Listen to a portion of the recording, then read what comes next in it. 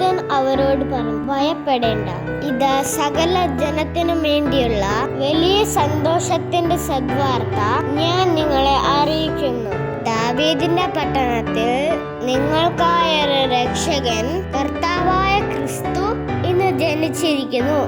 വിശുദ്ധ ലൂക്കാ 2-ാം അധ്യായം 10-11. സുഹൃത ജപം.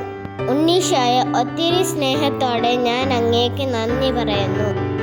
ഈ സുഹൃത ജപം 25 വട്ടം ചൊല്ലി നമ്മുടെ എല്ലാ നിയോഗങ്ങൾക്കും വേണ്ടി നന്ദി പറഞ്ഞ് ഉണ്ണീശോയോട് പ്രാർത്ഥിക്കാം.